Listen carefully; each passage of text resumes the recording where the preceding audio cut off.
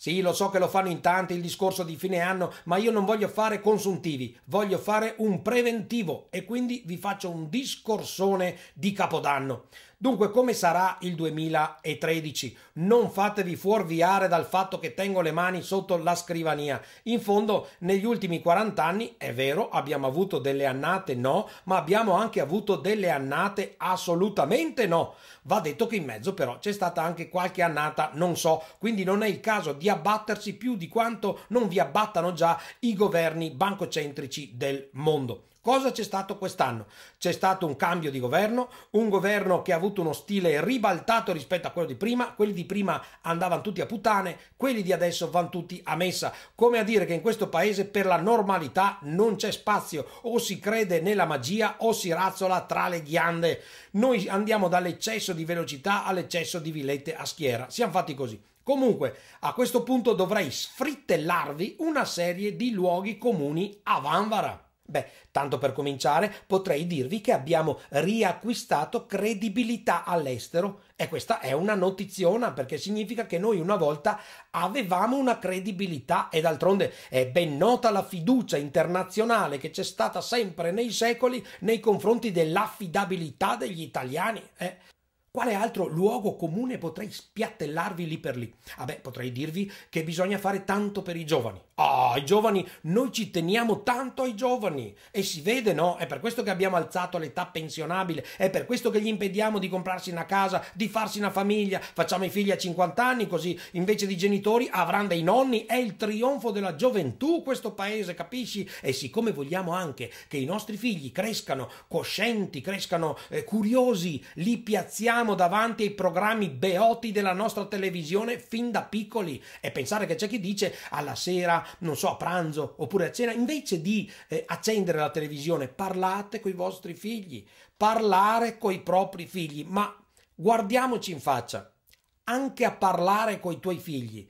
Che cazzo gli dici che sei stato piazzato davanti agli stessi programmi beoti quando eri piccolo? Tu sei una cozzaglia di luoghi comuni, che cazzo gli dici? Perché li riempi di regolette che tu per primo infrangi? Siamo pessimi esempi, diciamolo pure, tra noi e la televisione non c'è differenza. Un'altra balordaggine che potrei dirvi è che è morto qualcuno. Ecco, abbiamo scoperto questa cosa incredibile.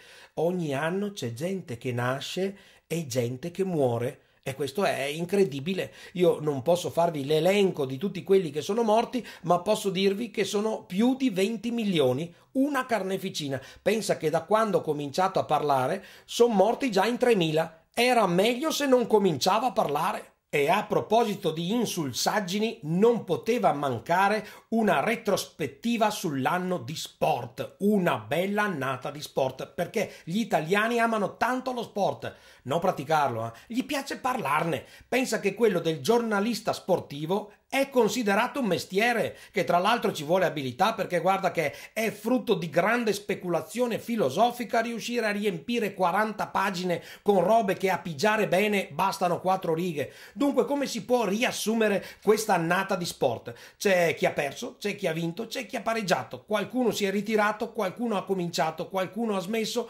qualcuno ha scommesso. Questa è la nostra annata di sport che è molto diversa dall'annata di sport dell'anno scorso che anche quella comunque era stata una grande annata di sport. La nostra nazione si vuole distinguere anche per la lotta alla mafia. Non c'è paese che abbia affrontato la lotta alla mafia come abbiamo fatto noi. Sarà che la mafia ce l'abbiamo noi, comunque va detto che da quando abbiamo intensificato la lotta alla la mafia si è espansa. Viene quasi da dire smettete, perché se va avanti così io continuo a sentire il dibattito mafia al sud, mafia al nord, l'eterno dibattito, ma onestamente quando un imprenditore foraggia un comune per avere tornaconto per i propri affari personali, non è forse già un comportamento mafioso? Che differenza c'è? A sto punto dovrei dire qualcosa che ci faccia sentire tutti fieri di essere italiani, ma purtroppo per me essere italiani è una casualità totalmente ininfluente rispetto allo scorrere del tutto. In fin dei conti anche un ruzzo alla merde ogni tanto si sentirà fiero di quello che fa. Per quanto mi riguarda abolirei i confini nazionali e internazionali, che secondo me sono le cause delle contese e delle guerre, ma soprattutto abolirei i confini mentali, che sono quelli che ci fanno credere che noi abbiamo capito tutto e i nostri vicini di casa non capiscono un cazzo, che sono quelli che ci fanno credere che quelli che la pensano come noi sono quelli giusti. E a questo punto, per non essere da meno della televisione, faccio partire una musica strapalacrime e vi sfrittello un'altra banalità. In questo momento il nostro pensiero va a tutti quelli che soffrono, a tutti quelli, diciamolo pure, nella cui cerchia non vorremmo entrare mai. Il nostro pensiero va a tutti gli ammalati, va a tutti i carcerati, anche se mentre lo diciamo pensiamo che se sono in galera un motivo ci sarà, va a tutti gli anziani che sono nei ricoveri, gli anziani la cui famiglia si è privata di 4.000 euro al mese pur di tenerli fuori dalle balle. Insomma, il nostro pensiero va a tutta quella gente di cui non ce n'è mai chiavato una fava finché non capita a noi. Diciamolo pure, perché la gente stia più bene bisognerebbe rendere l'aria più sana, bisognerebbe costruire ospedali migliori gestiti da gente più onesta, bisognerebbe smetterla di vendere bevande che sono l'anticamera dell'epatite, bisognerebbe smetterla di ammalare la gente per poi rifilargli i nostri rimedi chimico-sciamanici a prezzi esosi. Diciamolo pure, a noi di quelli che stanno male non ce n'è mai fottuto una minchia.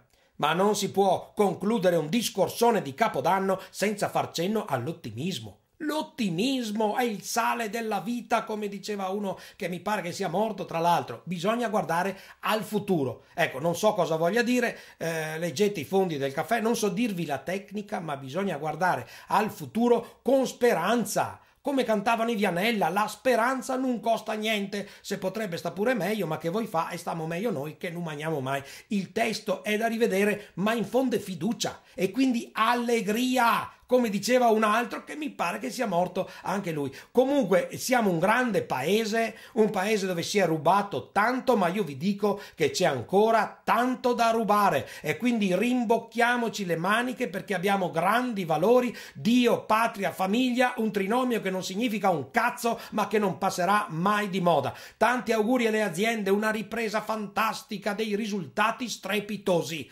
anche se sappiamo che ciò significa buttare sul lastrico altre aziende concorrenti e quindi auguri, buon 2013 a tutti quanti, in culo alla balena, che ci pensi la balena perché noi abbiamo già dato.